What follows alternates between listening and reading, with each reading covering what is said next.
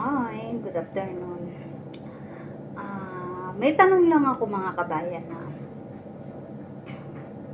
Kasi kanina nagpunta ako ng embassy. Nagbayad ako, nag-renew ako ng OWA. So, pag-renew ko ng OWA, kasi yun lang naman talaga ang pakay ko, mag-renew ng OWA. Every 2 years, kailangan mag-renew tayo ng OWA. Pero, pagdating ko doon, nagbayad na ako, sinabi sa akin sa counter na kailangan kong ng SSS ng pag-ibig. Sa SSS, okay, no problem. Kasi monthly, hulugan mo yun balang araw. May pakinabang ka, may pakinabang tayo mga OFW, may makukuha tayo doon, may pension tayo. Pero sa pag-ibig, kailangan talaga mandatory nila. Na kahit wala tayong mapapala, hindi mo magagamit sa pag-loan ng bahay. Hindi mo magagamit sa kailangan monthly bayaran mo yun, hulugan mo yun. Para saan? Para saan? Para magbayad ka ng pag-ibig.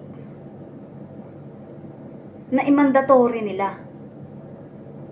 So, sayang yung pera natin mga OFW na magbabayad tayo ng pag-ibig na hindi naman natin magagamit.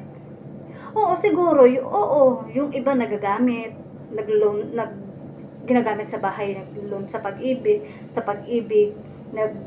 bahay, ginagamit sa pag-loan ng bahay. Pero yung iba na hindi naman ginagamit sa pag-loan, so kawawa naman kung maghuhulog monthly sa pag-ibig. So bakit minamandatory ng OWA na monthly ka maghulog ng pag-ibig? So yung ihuhulog mo sana sa pag-ibig, ihulog mo na lang sa SSS. Kasi ang SSS, at least pagtanda mo, may pension ka. Sa pag-ibig, ano ang mapapala mo? Kung maghuhulog ka monthly, nasa kagaya ko, hindi ko naman ginagamit sa pag-loan ng bahay or hindi ko naman ginagamit sa pag-loan ng pera. Magbabayad ako monthly. So, saan mapupunta yun? Swerte naman ng pag-ibig. Dahil magkakapera sila ng galing sa OFW na hindi ko naman magagamit. Yung iba sa atin, oo, nagagamit. Pero yung sa mga katulad, yung iba naman, hindi naman din siguro nagagamit. So, bakit ka maghuhulog? Para saan?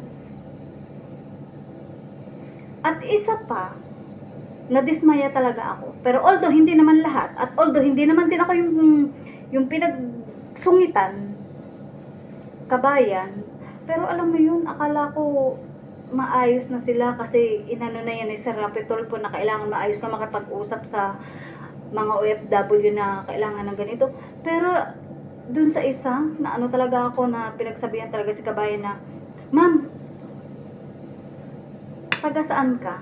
Kasi si kabayan, kumbaga, siguro na sa tagal na dito, kumbaga nakalimutan yung street, nakalimutan ko yung although na alam yung kung taga saan siya, pero yung street, siguro, hindi niya. Alam mo, sagot, kailangan natin to. Hindi natin to matatapos. Kung hindi mo taga ron ka ba talaga? Doon ka ba talaga nakatira? So, kailangan natin to kasi kaya hindi mo mag-uulit na naman tayo. Hindi ba pwede magsalita na, ma'am, kailangan natin to, pag hindi natin to natapos, mag-uulit na naman tayo. So, hindi, pwede bang alalahanin mo kung anong street ka? Hindi, alam mo yung mo, parang ako kasunod ni kabayan, hindi ako umano talaga, as in pinauno ko yung isang sumunod sa akin. Kasi parang nadismaya talaga, sige na ate, ikaw na mauna.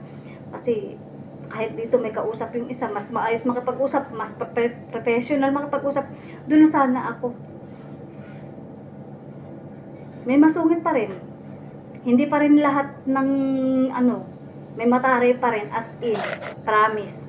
Nakakadismaya lang din.